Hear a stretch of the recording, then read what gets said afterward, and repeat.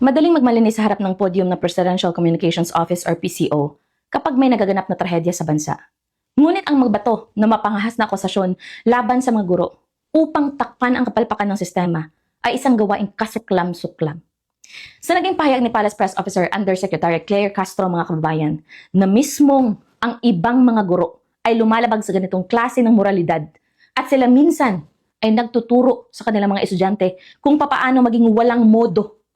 Hindi lamang niya hinamak ang propesyon ng kanyang yumaong ina. Nilapastangan niya ang milyon-milyong gurong Pilipino na tagasalo ng mga kulang at sirang pamilya. Yusek Castro, everyday naririnig namin ang defense mo na na-misinterpret ka lang o simple reminder lang daw ang statement mo. Pwes, gasgas na ang palusot na yan. Look at yourself. Attorney Claire Castro, di ba? Ikaw ay isang abogado. At bilang isang member of the bar, your statements display a shocking lack of legal mastery and insight sa prinsipyo ng pananagutan under our legal system. Kung totoong abogado ka, you should be explaining this issue through a strict legal lens. Hindi yung nagbabato ka ng emosyonal at malawak na akusasyon sa national television. Mga kababayan, harapan natin ang katotohanan gamit ang batas, ang banal na kasulatan, at ang madidilim na realidad ng bansa natin ngayon. Under our law, ang mga paaralan ay hindi kailanman dinisenyo para maging primary factory ng moralidad ng isang bata. Suporta at support system lamang sila sa tahanan. Attorney Claire, let's deconstruct your flawed logic gamit ang ating legal framework. Una, pag-usapan natin ang principle of in loco parentis under the Family Code Article 218 at 219. Malinaw ang itinakda ng batas. Ang paaralan, ang administrasyon, at ang mga guro ay mayroon lamang substitute parental authority o kapangyarihang kahalili ng magulang habang ang bata ay nasa loob ng campus.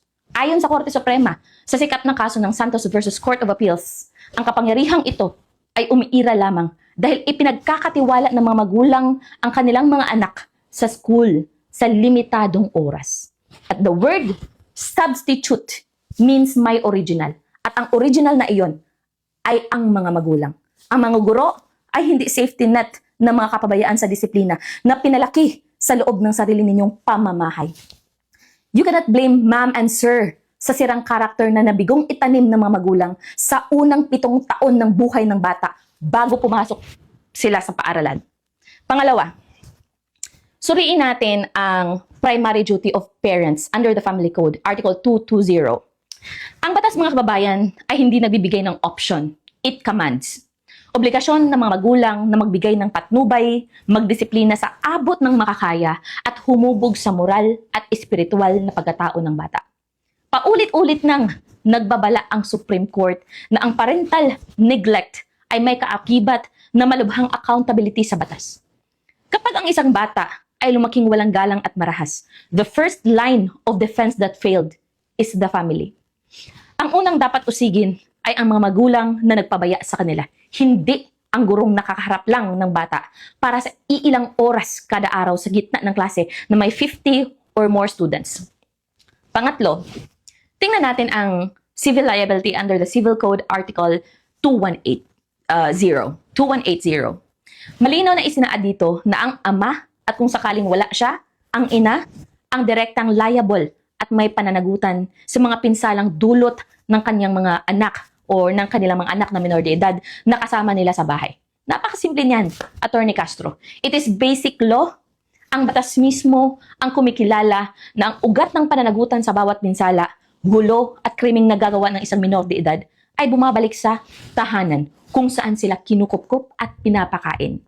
So, why redirect the public's frustration towards our schools? Gayong ang batas mismo ang humihila sa mga magulang sa upuan ng may sala. Pang-apat, isipin natin ang immunization na ibinigay ng Juvenile Justice and Welfare Act o Republic Act 9344 na mas kilala bilang Pangilinan Law. Ito ang pinakamalaking cancer sa disiplinang ng kabataan ngayon. Alam ng mga kabataan, mga kababayan, na protektado sila ng husto under the law. Alam nila na kapag sila ay minor de edad, particular ang mga bago mag-15 taong gulang, sila ay ligtas sa pananagutang kriminal. Ano man ang kanilang gawin, ihahatid lamang sila sa DSWD para sa isang diversion program or ibabalik sa mga magulang na nagpabaya rin naman sa kanila. This law shattered the youth's fear of authority. Kung ang mga minor de edad ngayon ay walang takot pumatay, magnakaw o mambastos, ito ay dahil tiniyak ng malalambot ninyong batas na walang rehas na naghihintay sa kanila. Ang gobyerno ang nagpasa ng batas na ito. Kaya bakit sa mga guro isisisi ang bunga ng kawalan ng disiplina na kayo rin naman ang gumawa sa pamagitan ng inyong mga system and legislation? Panlima, suriin natin ang mga safeguard sa ilalim ng Republic Act 4670 o ang Magna Carta for Public School Teachers. This is our Bible, attorney. Okay? This is our Bible, Attorney Claire. Sa Section 13, malinaw na pinaprotektahan ng mga guro laban sa mga arbitrary accusations at tinitiyak na ang kanilang kaligtasan at professional dignity ay dapat pangalagaan ng pamahalaan. So kapag ang isang mataas na opisyal na tulad mo, Attorney Claire, ay tumayo sa podium and denounces the moral integrity of educators, you are violating the very spirit of the Magna Carta. Sa halip na magbigay ng support at protektahan ang mga guro sa kahihiyan, ginawa mo pa silang scapegoats sa isang bumabagsak na sistema. Ngayon, suriin natin, Yusek Castro, ang mga karahasang naganap sa loob ng ating mga paaralan kamakailan. Okay?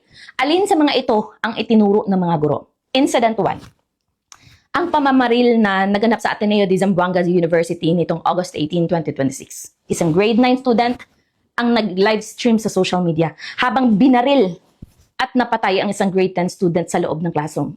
Bago ito umakyat sa ikalibang palapag para magpakamatay, ang ginamit na armas, isang high-caliber firearm ng kanyang sariling ama na isang customs police officer. So heto yung tanong. Sino ang nagturo ng kawalang modo at karahasan dito? Ang guro ba na muntik ng tamaan ng bala habang nagtuturo o ang magulang who irresponsibly left a deadly weapon sa lugar na madaling makuha ng bata? Incident 2. Ang mass shooting sa San Jose National High School sa Tacloban City noong July 22, 2026. Dalawang minor de edad, 14 at 15, ang nagpaulan ng bala sa loob ng campus na ikinasawi ng 3 estudyante at ikinasugat ng 20 iba pa. Lumabas sa investigasyon ng authorities na ang mga bata ay nalubog sa mararahas na online games tulad ng Corvax. Kung saan, ginagaya ang pagpapasabog ng ulo at madugong karahasan. Ang 14 na anyos o ang 14 years old ay agad na nakaligtas sa kasong kriminal dahil sa proteksyon ng Pangilinan Law. Ang tanong, mga guro ba ang nag-download ng mararahas na laro sa cellphone ng bata? O ang mga magulang na walang pakialam kung anong demonyong kultura ang nilalamo ng utak ng kanilang mga anak gabi-gabi sa loob ng kanilang mga kwarto habang sila ay busy sa ibang bagay? Incident 3. Ang krimen sa Santa Rosa Integrated School sa Nueva Ecija noong August 2025. Isang 18 taong gulang mga kababayan na mag-aaral ang bumaril sa ulo ng isang 15 taong gulang na kapwa-estudyante sa loob mismo ng silid-aralan dahil sa matinding selos at obsession. Bago rin ito napakamatay gamit ang isang illegal na paltik na baril. Ang tanong mga kababayan, paaralan ba ang nagturo ng crime passion?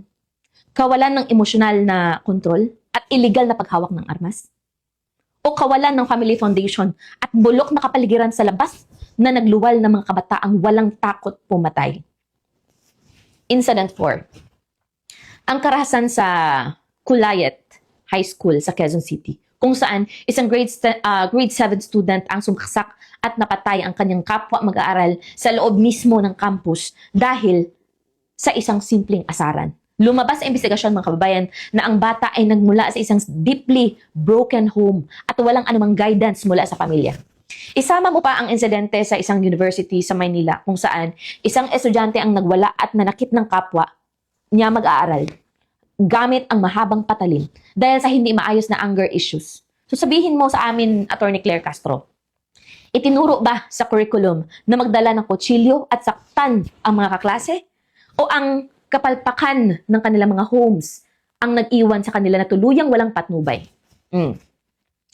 Kung ang pag-uusapan natin ay ang pagbagsak ng moralidad at karakter, huwag mong idamay ang pangalan ng mga guro sa iyong mga walang kwentang teorya. Mukhang kulang ka rin sa pag-aaral sa banal na kasulatan. Yusek Castro, nagsisimba ka ba? Dahil hindi mo ata alam ang utos ng Diyos. You don't understand the divine layout and design of God para sa pamilya na nakasulat sa Biblia. Ano ang sabi sa Proverbs? Chapter 22, verse 6. Train up a child in a way that he should go, and when he is old, he will not depart from it. Ang kautosang ito ay direktang ibinigay ng Diyos sa mga magulang. Hindi sa mga guro. Hindi sa DepEd. At lalong hindi sa gobyerno. The home is the first school. At ang mga magulang ang unang guro. Kung ang produkto ng pamilya ay lumalabas na bastos, walang galang, at kriminal, ang pamunuan ng tahanan ang may malaking depekto. So huwag mong ihingi ng respeto sa publiko ang mga pamilyang hindi nagturo ng takot sa Diyos at simpleng kagandahang asal sa kanilang mga anak. At sabi din sa Ephesians chapter 6 verse 4, "And ye, fathers, provoke not your children to wrath, but bring them up in the nurture and admonition of the Lord." What does it mean, Attorney Claire? Ibig sabihin yan, ang tungkulin sa pagdidisiplina ay isang sagrado at hindi pwedeng ipasang utos sa mga magulang. This is a non-negotiable mandate that cannot be outsourced. Kapag binaliktad mo ang sitwasyon at isinisi mo sa mga guro, nilalapastangan mo ang kaayusan ng Diyos at binibigyan mo ng lisensya ang mga irresponsableng magulang na maghugas kamay sa mga halimaw na sila naman ang nagpalaki. Gaya ng nakasulat sa Galatians chapter 6 verse 7. Anong sabi doon? Be not deceived. God is not mocked. For whosoever a man soweth, that shall be also reap. Ang marahas nating lipunan ngayon ay ang direktang ani ng malalambot na batas na inihasik ng gobyerno at ng ilang dekadang kapabayaan ng mga magulang.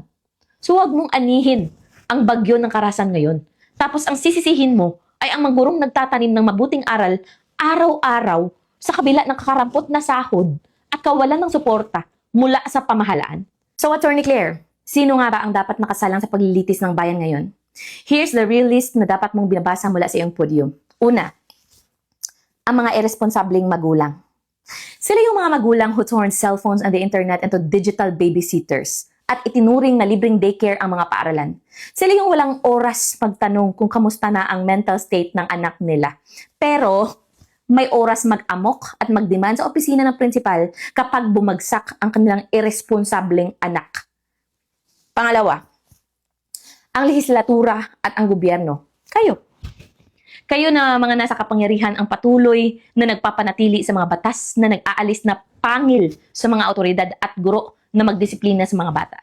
Ngayon, kapag ang isang guro ay nagdisiplina o pinagsabihan ng isang pasaway na estudyante, agad silang tinatakot ng demanda sa ilalim ng Child Abuse Law o Republic Act 7610. Inalisan ninyo ang mga guro ng karapatang magdisiplina. Tinalian ninyo ang kanilang mga kamay sa loob ng classroom. Tapos, sisisihin ninyo sila ngayon kapag naging walang modo at marahas ang bata. What kind of twisted logic brewing inside the palace? Pangatlo, ang kulturang digital at social media platforms. Ang mga algorithm ng TikTok, YouTube, at mga mararahas na laro ang aktwal na humuhubog sa utak ng kabataan sa bawat segundo ng kanilang buhay. Hindi ang ilang minutong lecture sa classroom na madalas ay hindi naman pinapakinggan ng mga estudyanteng nakatutok ang mata sa kanilang mga screen. Oh. So, Jose Castro, ang mga guro sa pampublikong paaralan sa Pilipinas, ang pinakamalaking pinagsasamantalahan, pinaka-overworked at pinaka-underpaid na sektor sa ating lipunan. Sila na nga ang nag-aabono ng mga pambili ng papel, chalk. Sila ang gumagawa ng mga walang katuturang administrative reports. Sila ang nagtitiis sa mga silid-aralan na parang pugon sa init at sobrang siksikan. Tapos, gagawin mo pa silang scapegoat para sa isang pambansang krisis sa seguridad at moralidad. Ang sabihing may gurong nagtuturo ng kawalang modo dahil lamang sa ilang nakita mong video sa internet ay isang mapanganib, irresponsable at nakakadiring sweeping generalization. Kung may natitira ka pang moralidad at respeto sa propesyong nagpalaki sa'yo sa pamagitan ng iyong yumaong ina, lunukin mo ang iyong pride, bawiin mo ang iyong salita at humingi ka ng tawad sa bawat gurong Pilipino. Huwag mong gamitin ang kapangyarihan ng palasyo upang mang-api ng mga taong ang tanging kasalanan ay ibuhos ang kanilang buhay para turuan ang mga batang pinabayaan na ng kanilang mga sariling mga magulang at kinalimutan na ng kanilang gobyerno.